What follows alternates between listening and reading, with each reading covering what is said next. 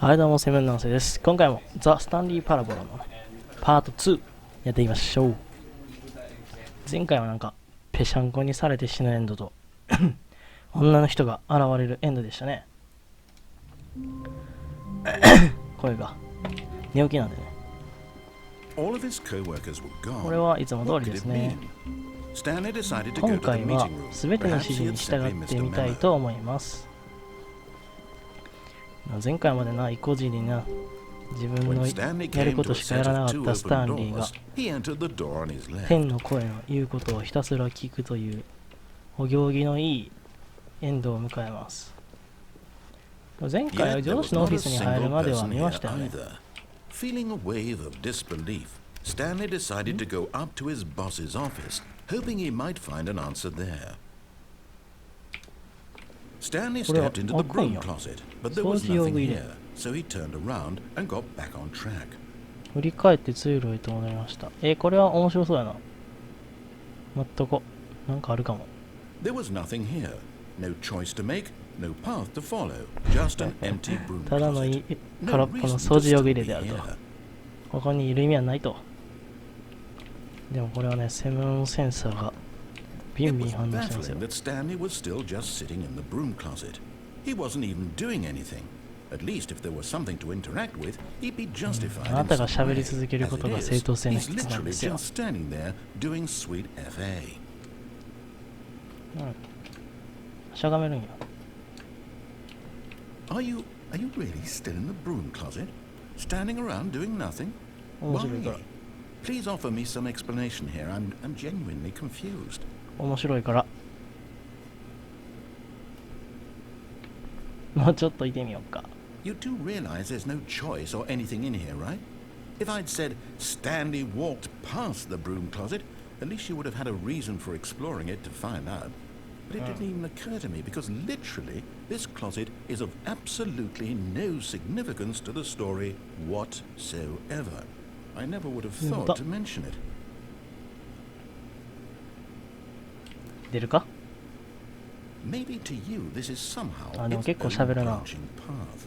Maybe when you go talk about this with your friend, you'll say, "Oh, did you get the broom closet ending? The broom closet ending was my favorite." I hope your friends find this ない concerning. の？お掃除用具入れエンド。出る？ Stanley was fat and ugly and really, really 言い stupid. 過ぎやろ。 He probably only got the job 言い because 過 of ぎ a や。 family デブ connection. で That's 見に how くく stupid て he is. 正真 That 正 or 銘の with バカ drug 野郎って。 money. Also, Stanley is 麻薬 addicted to 販売 drugs のお and 金の入 hookers. 社。麻薬と売春婦中毒。人間のクズやで。 Well, I've come to a very definite conclusion about what's going on right now. You're dead. あなたは死ん You でい got ま to す。 this うん、 broom なる closet, ほどね。 explored it a bit, and were just about to leave because there's nothing here when 麻 a 薬の physical 容器があると。 malady of some sort いや、 shut 至 down って your 健 central 全ですよ。 nervous system and 動 you いてますも collapsed ん。 on the ほら、 keyboard. キーボー Well, ド in 押 a してますよ。 situation like this, the responsible thing is to alert someone nearby so as to ensure that your body is taken care of before it begins to decompose. Hello? Anyone who happens to be nearby? やめろやめ The ろ。 person at this computer 近 is 所迷惑やろ dead. か。 He or she has fallen prey to any number of your countless human physiological 余計なこと言わんでね。 vulnerabilities. It's indicative of the long-term sustainability of your species. Please remove 余計な their ことを言うな。 corpse from the area and instruct another human to take their place した at い the 言うな。 computer, したい making ちゃう。 sure they understand basic first-person video game mechanics and filling them in on the history of どんだけ narrative 求め tropes てんねん、 in プレイ video ヤーに。 gaming, so that the irony and insightful commentary of this game is not lost on them. All right, when you've done that, just step out into the hallway. 出ますか。 Ah, second player. It's good to have you on お board. ー、二人目にされてます Guarantee ね。 you can't do any もう worse. 一回入りましょう。 You too?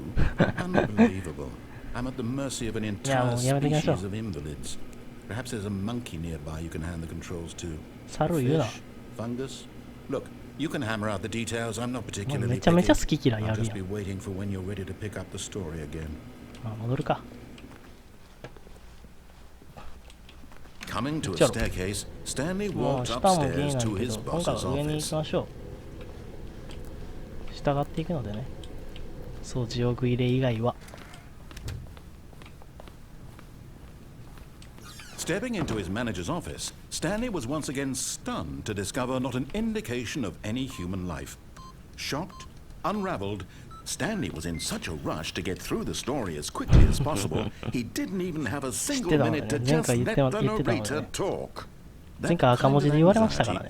めっちゃ怖かったわ。 So he relaxed for a few moments with some calming new age music. いらんってあげろよこれ。いらんってそれなんで従ったらあかんねん。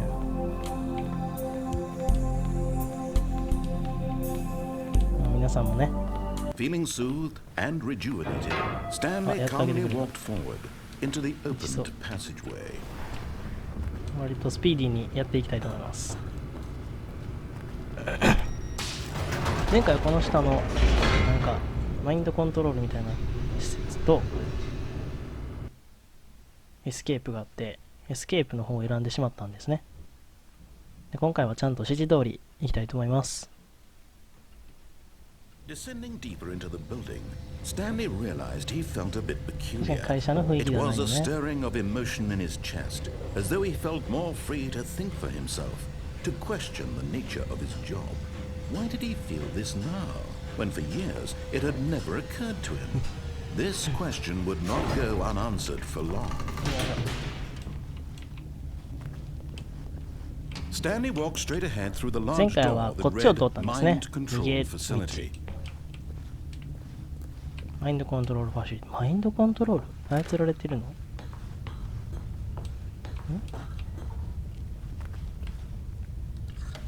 The lights rose on an enormous room packed with television screens. What horrible secret did this place hold? Stanley thought to himself. Did he have the strength to find out?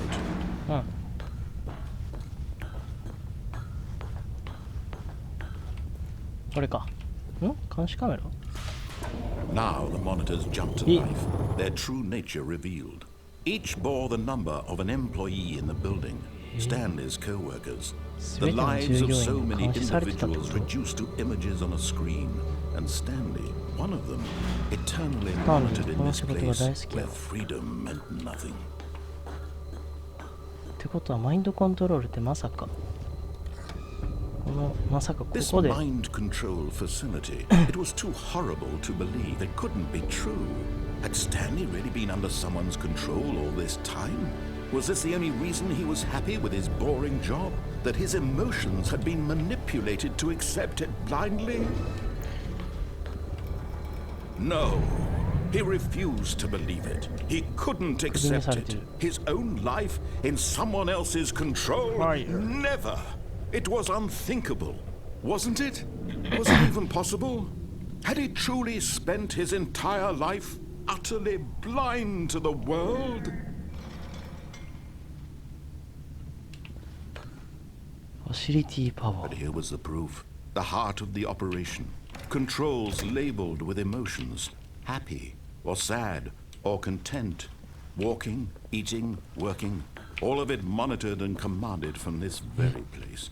And as the cold reality of his past began to sink in, Stanley decided that this machinery would never again exert its terrible power over another human life. For he would dismantle the controls once and for all.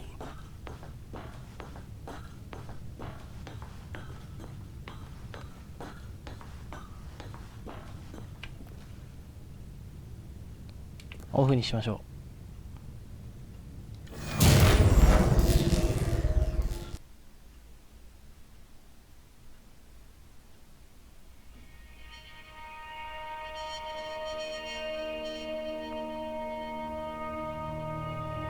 Blackness and a rising chill of uncertainty. Was it over?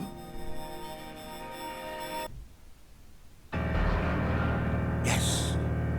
He had won.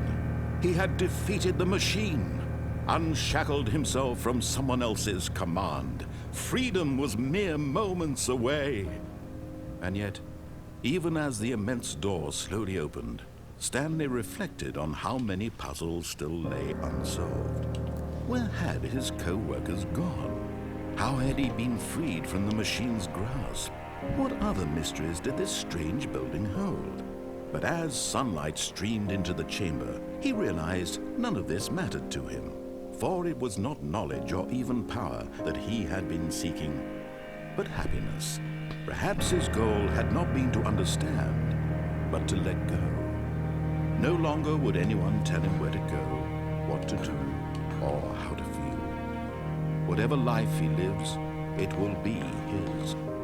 And that was all he needed to know. It was perhaps the only thing worth knowing. Stanley stepped through the open door.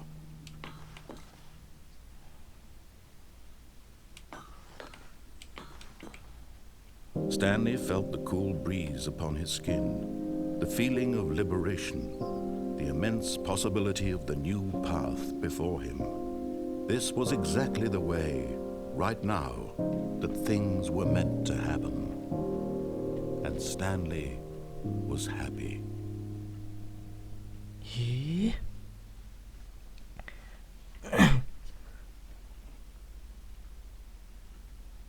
完全指示飲み込みエンドでこのゲームはクリアと。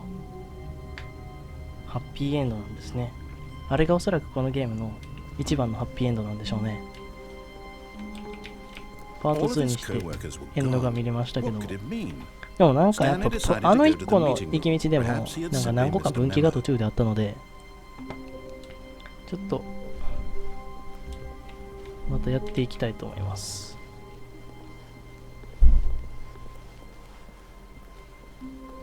いやー、鳥肌立ちましたね。あれ、なんかちょっと暗くない？こんなもんやった？あれ？なんか変わってない？こんなんやった？こんなんやったかな？ When Stanley came to a set of two open doors, he entered the door on his left. いいよ、左行こうか。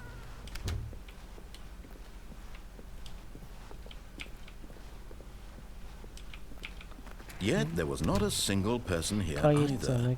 Feeling a wave of disbelief, Stanley decided to go up to his boss's office. Coming to a staircase, Stanley walked upstairs to his boss's office. But Stanley just couldn't do it. He considered the possibility of facing his boss, admitting he had left his post during work hours. He might be fired for that. And in such a competitive economy, why had he taken that risk? All because he believed everyone had vanished. His boss would think he was crazy. And then something occurred to Stanley. Maybe, he thought to himself, maybe I am crazy. All of my co-workers blinking mysteriously out of existence in a single moment for no reason at all. None of it made any logical sense. And as Stanley pondered this, he began to make other strange observations. For example, why couldn't he see his feet when he looked down? Why did doors close automatically behind him wherever he went?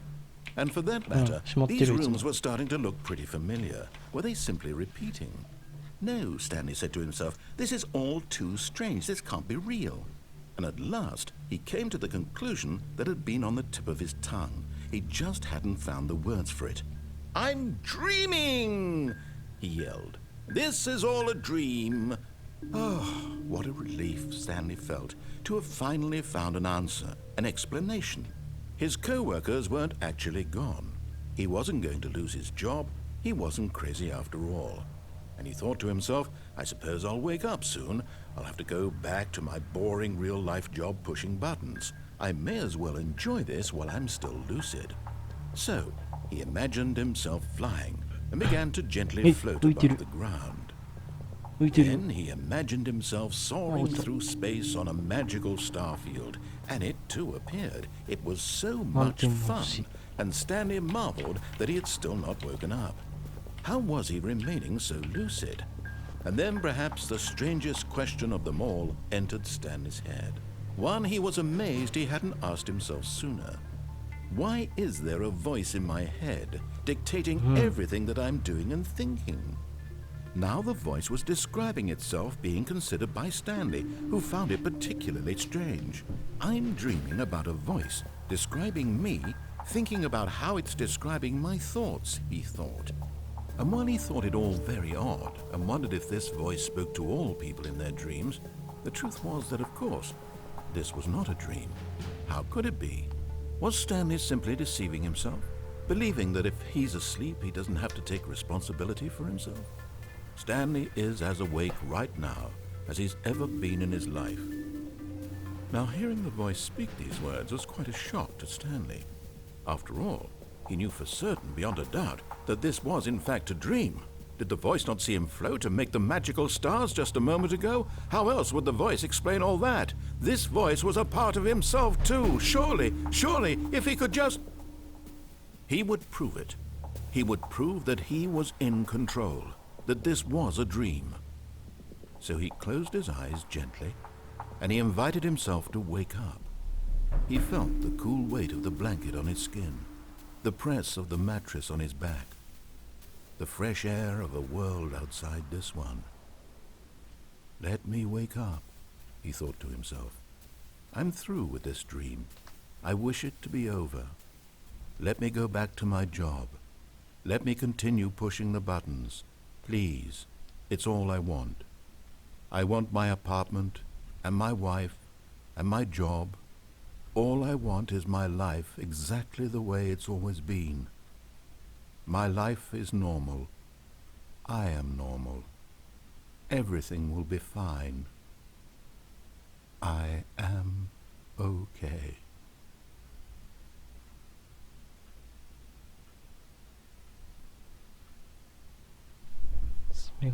Stanley began screaming.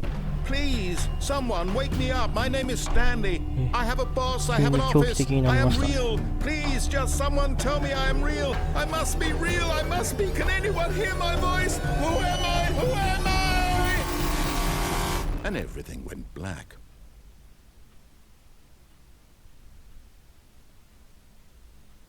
This is the story of a woman named Mariella. 変わりましたね。 Mariella woke up on a day like any other. She arose, got dressed, gathered her belongings, and walked to her place of work. But on this particular day, her walk was interrupted by the body of a man who had stumbled through town talking and screaming to himself, and then collapsed dead on the sidewalk. And although she would soon turn to go call for an ambulance, for just a few brief moments, she considered the strange man. He was obviously crazy. This much she knew. Everyone knows what crazy people look like. And in that moment, she thought to herself how lucky she was to be normal. I am sane. I am in control of my mind. I know what is real and what isn't. It was comforting to think this, and in a certain way, seeing this man made her feel better. But then she remembered the meeting she had scheduled for that day. The very important people whose impressions of her would affect her career, and by extension, the rest of her life. She had no time for this, so it was only a moment that she stood there, staring down the body. And then she turned and ran.